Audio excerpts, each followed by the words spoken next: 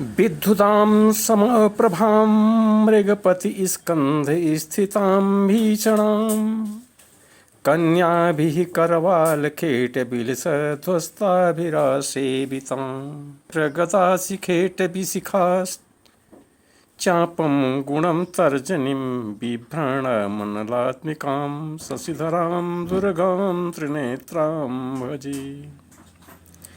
विद्युदां समप्रभां, विद्युत के तरह जिसके मुख की कांति हो, जिसकी आभा जैसे बिजली चमकती है आकाश मंडल में, घने बादलों के बीच अंधेरे में उजाला हो जाता है, उसी तरह से दुर्गा जी की क्रांति है। माँ दुर्गा कन्या रूप में प्रतिपदा को जिनकी पूजा होती है। विद्युदाम समप्रभाम, विद्युत की तरह आभा मंडल उनके मुख के चारों तरफ व्याप्त होता है। मृगपति स्कंद स्थिताम, अर्थात भयानक सिंह के ऊपर गर्दन पर बैठी हुई माँ दुर्गा की मूर्ति का ध्यान किया जाता है। और प्रतिपदा के दिन कन्या रूपी माँ पार्वती का ही पूजन होता है।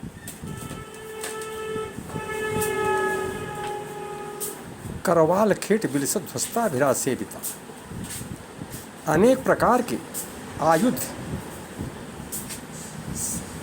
शस्त्रास्त्रों से सुसज्जित, हस्तश्चक्र गदा शिखेट विशिखा चापम गुणम तर्जनीम, हाथ में, जिनके हाथ में चक्र होता है, हस्तश्चक्र गदा, दूसरे हाथ में गदा होती है, तीसरे हाथ में आखेटक होता है, और चौथे हाथ में धनुष होती है। उसके बाद कुंडिका होती है, धनु कुंडिका, कमंडल।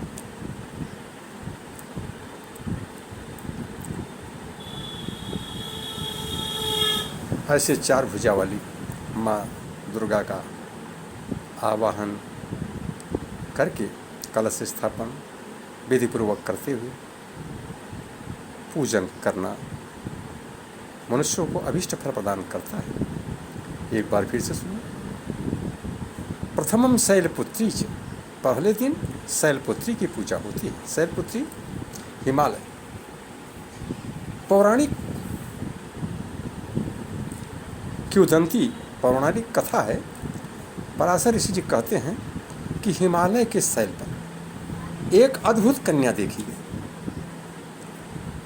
जितने भी राजा होते थे पुराने काल में, वे सब अपने दूत गुप्तचर छोड़ते थे कि शत्रुओं की जानकारी, जनता की जानकारी और सारे भेद व्याप्त चर्चाएं, उद्देश्य का पता लगाते रहो। तो पौराणिक कथा के अनुसार ऐसा कहा गया है कि देव दानव, देवता और दानव सृष्टि दो वर्गों में विभाजित हो चुकी थी। एक तरफ देवता थे, दूसरी तरफ दानव थे। देवताओं की शक्ति क्षीण होती जा रही थी और दैत्यों की शक्ति बढ़ती जा रही थी। उस समय की व्यवस्था है। दानवों का पूरे ब्रह्मांड पर कब्जा हो चुका था। उस स्थिति में पृथ्वी पर शुंभ और निशुंभ नाम के दो भयानक राक्षस राज्य करते थे। उनके आतंक से सारी प्रजा यानी सारा ब्रह्मांड दुखी था। उस समय माँ दुर्गा सप्तशती ही एक आराध्य थी। सभी लोग ब्रह्मा की स्तुति की। ब्रह्मा जी जब हार गए तो ब्रह्मा की स्तुति की एक आप रचना बनाते हैं और ऐसा लिख देते हैं लोगों के भाग्य में कि राक्षसों का ही उदय हो रहा है, अभ्युदय, और देवताओं का पतन हो रहा है। हम लोग रहेंगे कहाँ? मान्यवर यह बताइए। तो उन्होंने कहा, घबराने की कोई बात नहीं, समय आ चुका है, सभी लोग शिव के पास जाओ। शिव जी ने कहा कि संहार का कार्य तो मेरा है, लेकिन मैं अपने भक्तों का ही संहार नहीं कर सकता। राक्षस, जिसे आप राक्षस कहते हैं, वे हमारे परम प्रिय भक्त हैं और हमारी हमेशा अर्चना पूजा में लगे रहते हैं। कदाचित देवताओं ने उन्हें याद दिलाया कि वे राक्षस जिन्हें आप वरदान देते हैं वे आप पर भी आक्रमण कर देते हैं। ऐसी दशा में क्या होगा? भगवान शिव अपने भक्तों को इस प्रकार वरदान दे चुके थे। उन्होंने कहा कि मैं इसका निराकरण तो नहीं कर सकता, और वरदान देना तो सेवा के बदले मूल्य तो देना ही पड़ेगा मुझे।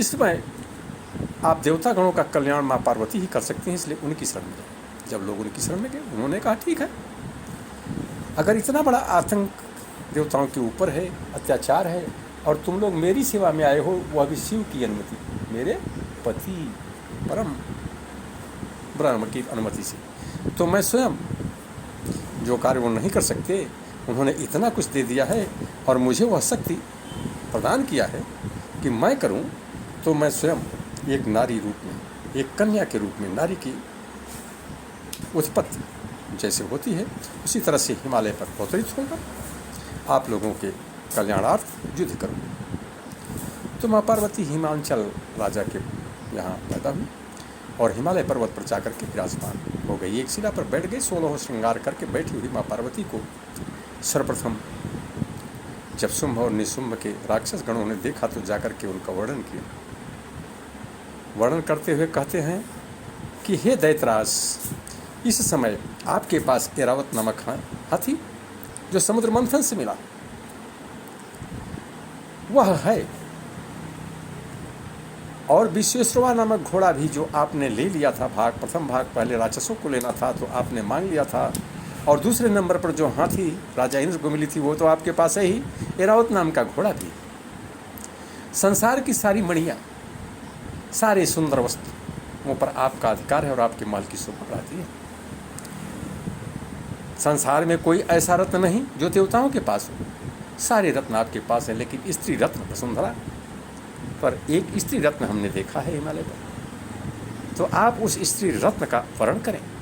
जो कन्या वहाँ है अतीव सुंदर, वह स्त्रियों में रत्न रूपा, रत्न गर्भा के सृष्टि में उत्पन्न अद्भुत अनमोल रत्न, उसे प्राप्त करें। ऐसी व्याख्या और महिमा सुन करके शुंभ और निशुंभ ने कहा, अपने राक्षस दूत को भेजा माँ पार्वती के पास कि जा करके उस अद्भुत सुंदरी अनुपम स्त्री रत्न को मेरे अधीन ले आओ और उसे बताओ कि शुंभ निशुंभ तुम्हारा वरण करना चाहते हैं। जब तो राक्षस वहाँ पहुँचा, निवेदन किया, तो माँ पार्वती ने कहा, जो कन्या के रूप में वहाँ उपस्थित थी, माँ दुर्गा के रूप धारण करने के लिए, कहती हैं कि ठीक है, शुंभ और निशुंभ के विषय में मैंने सुना है। शुंभश्च निशुंभश्च, शुंभ और निशुंभ निश्चित ही पराक्रमी हैं, महापराक्रमी हैं, और मैंने सुना है कि विश्व पर उनका अधिकार है, लेकिन एक शर्त के अनुसार मैं उनकी अधीनता स्वीकार कर सकती हूँ, अन्यथा मैं किसी के अधीन नहीं, बिल्कुल स्वतंत्र हूँ। क्योंकि माँ पार्वती हैं, उनको कौन अधीन रख सकता है? भगवान शिव के पतिव्रता है, वो शिव के अलावा दूसरे का वर्ण कर ही नहीं सकते। तो उन्होंने कहा कि यो में जयति संग्रामे यो में दर्प व्यपोहति, यो में जयति संग्रामे यो में दर्प व्यपोहति, यो में सम्मुखे द्यूते यो में भर्ता भविष्यति। जब शुंभ और निशुंभ के उस राक्षस दूत ने कहा कि शुंभ और निशुंभ से विवाह करना होगा तुम्हें, ये सुंदरी, तुम अति सुंदर रत्न हो, विश्व और ब्रह्मांड की सारी शक्तियाँ इस समय शुंभ और निशुंभ के भय से कांपती हैं, उनका इतना बड़ा पराक्रम है, पाताल लोक, आकाश लोक, मृत्यु लोक सभी पर उनका अधिकार है, उनकी आज्ञा के बिना देवता भी इधर से उधर नहीं हिल सकते, इंद्र भी उनके वचनों का पालन और समस्त देवता उनके अनुसार कार्य करने के लिए दिवस हैं, पवन, अग्नि, सूर्य, चंद्रमा उनके आदेश पर प्रकाशित और देदीप्यमान होते हैं और छुप जाते हैं। ऐसा जब कहा तो माँ पार्वती रूपा माँ दुर्गा कहती हैं कि मैंने ऐसा सुना तो है, लेकिन मुझे विश्वास नहीं है कि उनमें इतनी बड़ी शक्ति है। अगर उनमें वास्तव में इतनी बड़ी शक्ति है तो जाकर के मेरी बात कहो कि मैंने भूलवश अपने बचपन काल में यह एक प्रतिज्ञा कर रखा है। उन्हें बताओ कि वो अनुपम सुंदरी जो हिमालय की पर्वतशिला पर बैठी हुई है, 16 श्रृंगार करके किसी का वर्ण करने के लिए, अपने पति का चुनाव करने के लिए ही बैठी है, उसने यह प्रतिज्ञा कर रखा है कि यो में जैत संग्रामी यो में दर्प पेपो होती, जो हमारे घमंड को चूर चूर कर देगा, जो मुझे युद्ध में जीत लेगा, यानी मेरे साथ समर करके जो अपने पराक्रम को मुझसे अधिक सिद्ध करेगा, बलशाली। यो में जेत संग्रामे यो में दर्प होती, जो मैं सम्मुखे दूती, जो मैं भरता भविष्यति, जो मेरे सम्मुख युद्ध क्षेत्र में खड़ा रह सकता है और मुझे परास्त कर सकता है, वही मेरा भरतार बन सकता है, उसी का मैं वर्ण कर सकती हूँ, अन्यथा नहीं। यह बात जाकर के दूत ने सुम और निसुम को बताया। बार बार उन्होंने अन्य अनेक प्रकार के राक्षसों को उनके पास युद्ध के लिए भेजा, जिसमें धूम्रलोचन भयानक था, रक्तबीज, और फिर स्वयं शुंभ और निशुंभ आकर के लड़े। ये 10 दिन की कथा है, इसे हम बाद में आप लोगों को सुनाएंगे। तो माँ पार्वती के शैलपुत्री के रूप में पहले दिन पूजा होती है। शैलपुत्री आदि माता हैं जो सभी प्रकार की सिद्धियाँ प्रदान करती हैं। जो भी भक्तगण 6:05 के बाद 6:30 बजे तक कलश स्थापन करेंगे, उनमें से कुछ लोगों को जिन्हें यह विश्वास होगा सोरचा सिद्धि की प्राप्ति हो सकती है। सभी को नहीं हो सकती, क्योंकि सबको कोई भी समय अनुपम उपलब्धि नहीं दे सकता। कर्म और भाग्य साथ साथ होते हैं। फिर गुरु, जो ज्ञानी गुरु हैं, गुरु की कृपा से ही सब कुछ मिल सकता है। कबीरा हरते रूठते गुरु के शरण जाए, कह कबीर गुरु रूठते हरि नहीं हो सा। अब देखिए, अन्य संतों ने तो छुपा करके रखा और आज भी रखते हैं, सिद्ध वाणी को नहीं बताते, सिद्ध मंत्र को नहीं बताते, यही तो ये प्रकृति है। लेकिन कबीर ने कहा कि जब भगवान रूठ जाते हैं तो लोग अपने गुरु की शरण में जाते हैं और गुरु के प्रसन्नता के प्रतिपाद स्वरूप, आशीर्वाद स्वरूप उन्हें भगवत की प्राप्ति हो जाती है, यानी भगवान उसे मिल जाते हैं। लेकिन जब गुरु रूठ जाता है तो भगवान कभी साथ नहीं देते, दर्शन तक नहीं देते, क्योंकि बिना गुरु के ज्ञान इस संसार में हो ही नहीं सकता। पौराणिक शास्त्र में यह भी कहा गया है कि जब तक गुरु की कृपा न होगी तब तक मनुष्य सिद्ध हो ही नहीं सकता। अगर शास्त्र से आपने ज्ञान लिया, पुराणों से आपने पढ़ा, किंवदंती किताबों से देखा, तो उसमें अनेक प्रकार की झूठी रचनाएं भरी हुई हैं। आजकल नहीं, प्राचीन काल से लोगों को भ्रमित करने के लिए जैसे छल कपट किया जाता है, उसी तरह से पुस्तकों का भी भंडार बनाया गया। तो मैं भक्तगणों से ये कहना चाहता हूँ कि सबसे पहले तो आप अपने एक निश्छल निष्कपट आज गर्ग गोत्री गुरु का चयन करिए। पौराणिक शास्त्र और वेदों में यह लिखा है कि गर्ग गोत्री ब्राह्मण ऐसे ब्राह्मण होते थे जो कभी दान की वस्तु लेते नहीं थे। दानेन वस्तु नहीं, अपने परिश्रम को करते थे, परिश्रम से अर्जित करके खाते थे, वृक्षों का फल खाते थे, मांग कर खाते थे, सदाचार से जो कुछ दे मिल जाता था दान के रूप में उसको खाते थे। लेकिन पापी जिसे जान लेते थे उसका दान नहीं लेते थे। कभी भी पाप का दान गर्ग गोत्री ब्राह्मणों ने स्वीकार ही नहीं किया, और जब तक हम दान को स्वीकार नहीं करते दान पूर्ण होता ही नहीं है, कभी नहीं हो सकता। दान तभी पूर्ण होता है जब दानकर्ता दान करे और दान हर्ता दान को प्राप्त करता उसे स्वीकार कर ले और उस पर कब्जा कर ले, तो फिर दान वापस नहीं होता। इसके लिए पुराण में कहा गया है कि अर्पित प्रसून के लिए नयो ललचाओ, पूजा की बेदी पर ना हाथ बढ़ाओ। जब पुष्प देवता को अर्पित हो गया तो उसे अब पुनः किसी को पाने की लालच नहीं करनी चाहिए, और पूजा की बेदी से, पूजा के चौकी से कुछ भी उठाना महापाप का कारण है। वो तो दान हो गया। तो दान की वस्तु जब एक बार संग्रहण दान पुष्टिकृत हो जाता है तो फिर वापस नहीं लिया जा सकता। ये व्यवस्था रही है। बाली ने त्रैलोक्य दान कर दिया, फिर वापस नहीं लिया। इंद्र ने वज्र दान कर दिया, वापस नहीं लिया। कर्ण ने कोजकुंडल दान कर दिया, वापस नहीं लिया। भगवान शिव ने भस्मासुर को भस्म करने की शक्ति प्रदान कर दी, वापस नहीं लिया।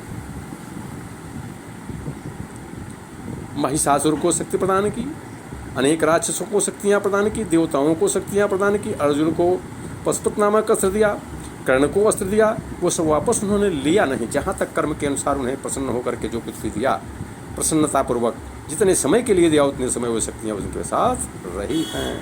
तो शुंभ शुंभ को भगवान शिव ने ऐसा वरदान दिया था कि तुम्हारा वध मैं भी नहीं कर पाऊंगा, काल क्या करेगा। लेकिन ये नहीं कहा कि माँ पार्वती तुम्हारा वध नहीं कर सकती। यह उन्होंने बचा के रखा था कि जब तुम अत्याचार में जनता को त्रस्त कर डालोगे और मेरी इच्छा से तुम्हारा वध माँ पार्वती कर देंगे।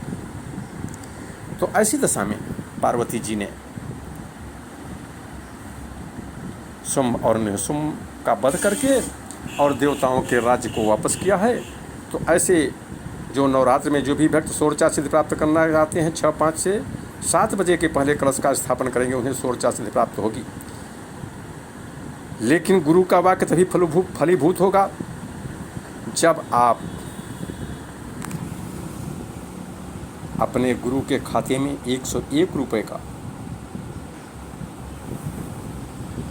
अपने संचित निधि से दान करें। तो हमारी खाता संख्या है, आप हमारे फ़ोन से पूछ करके बता सकेंगे।